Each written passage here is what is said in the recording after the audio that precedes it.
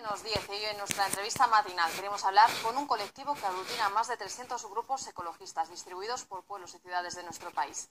Forma parte del llamado ecologismo social, que entiende que los problemas medioambientales tienen su origen en un modelo de producción y consumo cada vez más globalizado, del que derivan también otros problemas sociales y que hay que transformar si se quiere evitar la crisis ecológica. Hoy damos los buenos días al portavoz de Ecologistas en Acción Castilla-La Mancha, Miguel Ángel Hernández. Muy buenos días, bienvenido. Hola, muchas gracias, buenos días. Pues vamos a empezar hablando de agua. ¿Cómo ven esos trasvases, tres trasvases aprobados en las últimas semanas del Tajo al Segura? Bueno, pues es una situación que por desgracia se repite desde hace muchos años y evidentemente ese gota a gota pues poco a poco va desangrando la cuenca del Tajo y va situándolo en esa situación crítica que está permanentemente, ¿no? Escasez de recursos hídricos, afección al medio natural y a los recursos ambientales del río y limitación de las posibilidades de uso de ese agua en la cuenca del Tajo. Hemos tenido aquí a muchos colectivos que han hablado sobre este asunto, cada uno nos planteaba sus soluciones, desde desaladoras, desde otros planteamientos. Desde Ecologistas en Acción, ¿qué es lo que defienden? Bueno, pues lo primero es adecuarse a la disponibilidad que tenemos del agua. Si no somos conscientes de que este recurso es un recurso limitado, que lo tenemos que gestionar a partir de la unidad de cuenca, es decir, cada cuenca, y eso es algo que viene en la normativa, sea la del Tajo, la del Segura, la del Guadiana, nos da exactamente igual, debe desarrollarse en función de los recursos de que dispone. Y en ese sentido, ordenar esa disponibilidad y ese uso del agua es el primer paso. Y para ello, desde luego, hay una serie de situaciones en las que se ha generado lo que se llama un déficit estructural, que es decir, se está consumiendo más agua de la que se dispone, que habría que corregir. Y en ese sentido, el primer paso, indudablemente, es el del ahorro y de la eficiencia. A partir de ahí está claro que tenemos un escenario que es el que es, sobre todo en Castilla-La Mancha, con los trasvases, y que, por lo tanto, tendremos que dar una solución a esas infraestructuras, máxime cuando por trasvasar agua a una zona de nuestro país lo que estamos ocasionando es la sequía en otra. En las últimas semanas hemos visto pues esa plataforma que se creó para defensa del Tajo, con ayuntamientos, con organismos. ¿Están contando con Ecologistas en Acción también? Sí, por supuesto. Hay que decir que desde las organizaciones ecologistas, no solo Ecologistas en Acción, el tema del Tajo es un tema de reivindicación desde hace décadas. Tal vez la novedad sea la contraria, ¿no? De que por fin la sociedad en su conjunto ha adquirido un nivel de concienciación y de conocimiento del tema para sumarse a esas iniciativas ambientalistas que comenzaron pues casi con el inicio del trasvase, ¿no?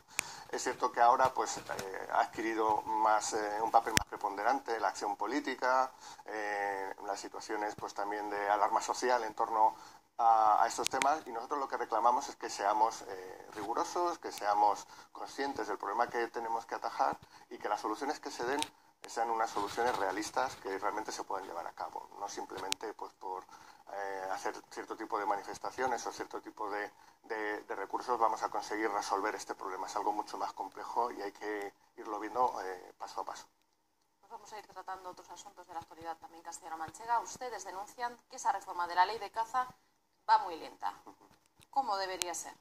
Bueno, la verdad es que lo primero que debió ocurrir es que no se debería haber aprobado esa ley, ¿no? Es una ley absolutamente fuera de su tiempo, una ley que si se hubiera hecho a principios del siglo XX, pues no hubiera extrañado, ¿no? Entre otras cosas por determinadas modalidades de caza que promociona, ¿no?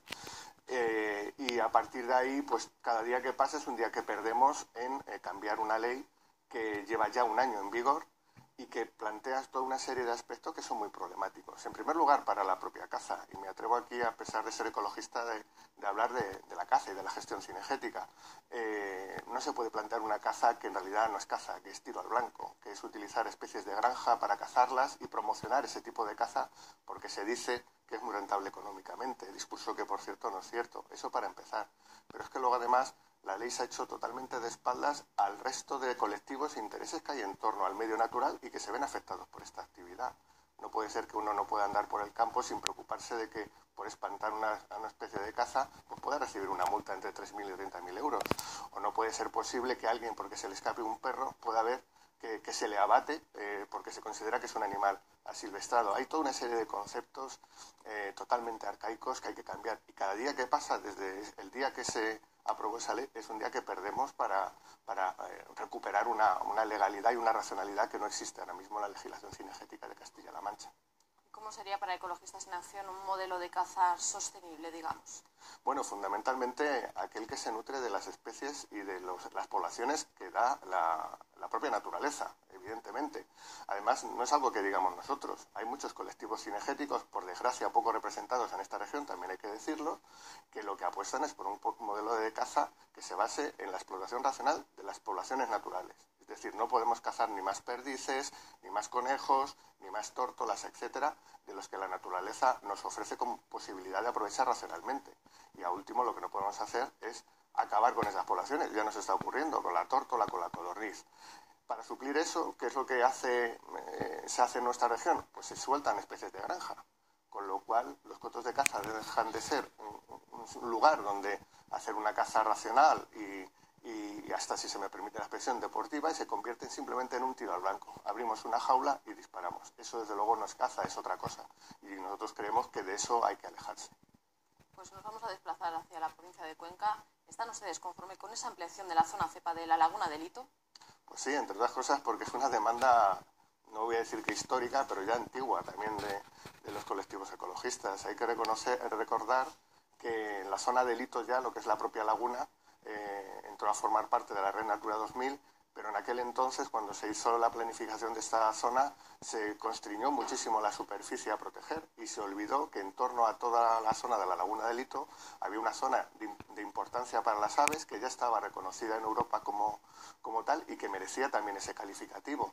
Por lo tanto, ahí se lanzó nuestra propuesta ya en periodo de alegaciones hace varios años sobre este tema y ahora, bueno, pues el gobierno actual ha venido a reconocer esa importancia ambiental de la zona y a establecer ahí una zona de especial protección para las aves que nos parece fundamental, no solo para la conservación, sino también para el desarrollo armónico de la zona. Ustedes han estado en muchas manifestaciones en contra del ATC, de ese cementerio nuclear. ¿Creen que agricultores y empresarios celebran este retraso en las obras del ATC? Bueno, yo creo que la mayor parte sí. La plataforma yo creo que ha hecho un trabajo magnífico de explicar, por un lado, el impacto que tiene el ATC, no solo por el riesgo que supone el disponer de una instalación que obviamente tiene un peligro extraordinario en el caso de que ocurra cualquier tipo de suceso o de incidente, tanto en la propia instalación como en el transporte de residuos radiactivos hasta ella, sino que además han explicado muy bien el impacto negativo que puede tener sobre el desarrollo económico de la zona. Aquí también es una decisión sobre modelo económico. ¿Qué queremos? ¿Algo que se va a centrar prácticamente de forma única en una instalación nuclear? ¿O qué queremos? ¿Una zona rural desarrollada armónicamente, basada en la explotación de los recursos agropecuarios, el turismo de naturaleza y la conservación del territorio? Bien, pues parece que buena parte del empresariado y de los agricultores se han dado cuenta que prefieren el segundo modelo, que por otra parte es el que conocen y sobre el que pueden fundamentar una actividad económica sostenible en el tiempo. Pues hablemos de otra plataforma, la plataforma Tierras Sí a la Tierra Viva. Ha presentado un manifiesto en contra de esa exploración de tierras raras. ¿Qué supone? Porque la mayoría de la gente no conoce en qué consiste esta técnica. ¿Se supone algún riesgo para el medio ambiente, para la salud? Explíquenos. Sí, el principal problema, más que lo que van a explotar, lo importante es cómo lo explotan, es decir, cómo consiguen esos minerales raros que en muy baja proporción existen en esta zona, al parecer, ¿no? Y la forma de hacerlo es en base a una técnica de minería a cielo abierto sobre amplia superficie de terreno, es decir, se moviliza muchísimos metros cúbicos de tierra para cribarla, filtrarla y extraer esa ínfima parte de materiales que efectivamente son muy valiosos actualmente porque se utilizan sobre todo para equipos informáticos y nuevas tecnologías, pero que genera un impacto sobre el territorio enorme. Es equivalente a la minería a cielo abierto del carbón y por lo tanto el impacto que genera sobre el terreno va a pasar a la historia. La extracción, los huecos de la extracción, así como los acúmulos de los restos de residuos, que son en un porcentaje muy elevado de lo que realmente se mueve, afectan una superficie de miles de hectáreas y por lo tanto, si eso se lleva a cabo, estamos un poco en la situación del ATC. Tenemos que ver cuál es el modelo de desarrollo que queremos hacer. Y este modelo pues tiene un gran, o eso nos cuentan, beneficio económico, aunque sí que nos gustaría ver las cuentas algún día y conocer en detalle esos datos, pero por otro lado hipoteca un territorio no ahora, sino para generaciones futuras, porque lo va a transformar drásticamente. Por lo que cuentas algo similar con lo de la fractura, el hidrocracking, el tema del fracking. Castilla-La Mancha ya está libre de fracking con ese manifiesto, con esa firma por parte del gobierno regional. No, todavía no. Por desgracia, el fracking, igual que en la mayor parte de las actividades mineras, dependen de la autorización del Ministerio de Industria, que es el competente en esa materia, y más en este caso del fracking, que es una extracción que se hace subterránea, ¿no? Pero sí que es cierto que se están dando los pasos adecuados para garantizar que no afecte al medio ambiente. Y la única manera de que no afecte al medio ambiente es que no se realice, porque son técnicas muy agresivas, introducen contaminantes en capas profundas que afectan a zonas con acuíferos, y ese tipo de contaminación no se puede evitar, es absolutamente imposible. Por lo tanto, si se hace el procedimiento de evaluación ambiental como sería correcto, lo lógico es que al final se declarará que esos proyectos son incompatibles con el medio ambiente y no se llevarán a cabo. Pero formalmente, digamos, no hay una prohibición, no se puede prohibir porque eso depende del Estado central, del Gobierno central, pero sí que hemos puesto las herramientas pendientes todavía de que se puedan terminar de aprobar y de llevar a cabo como tales, para evitar que haya un impacto sobre el medio ambiente y sobre la población de la zona. Ahora que hablaba usted de minería, nos vamos a Puerto Llano. Cierra por fin el Cogas, también parece que termina la actividad de Incasur de esta mina a cielo abierto de carbón. Para la comarca es un varapalo en lo económico. Ecologistas en Acción, ¿cómo ve? ¿Cómo puede reestructurarse esa comarca? Bueno, nosotros le damos la misma solución al Cogas o a la economía del carbón que le damos en conjunto al modelo energético, porque al final todo lo que tiene que ver con este tipo de instalaciones es por un cambio en el modelo energético. Es decir, si nosotros hemos estado apostando por una economía que al final nos ha dado como consecuencia, por cierto, el problema del cambio climático, lo que tenemos que hacer es transformarla.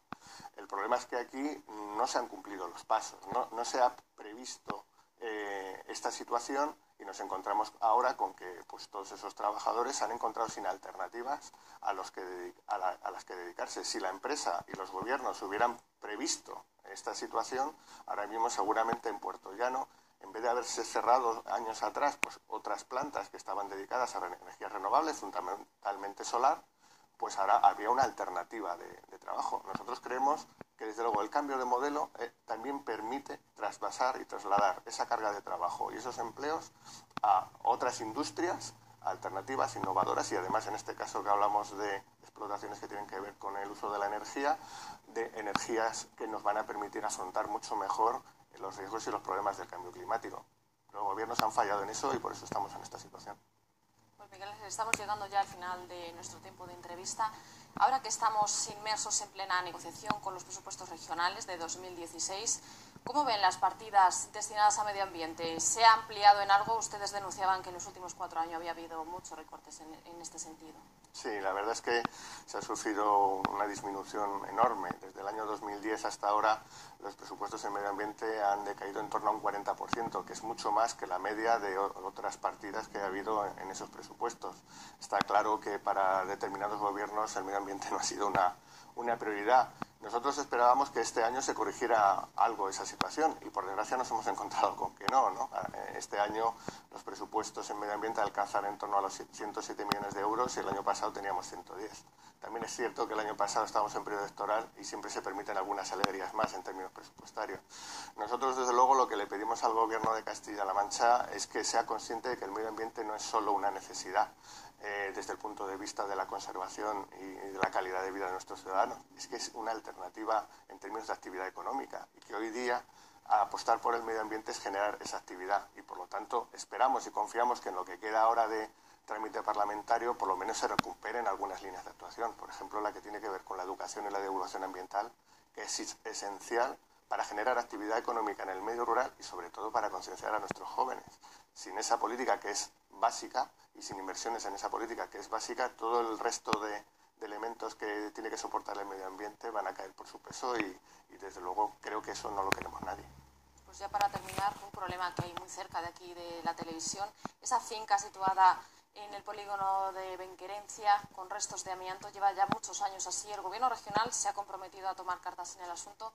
¿Creen ustedes que será por fin el final de este problema? Bueno, pues me temo que todavía no está cerca ese final.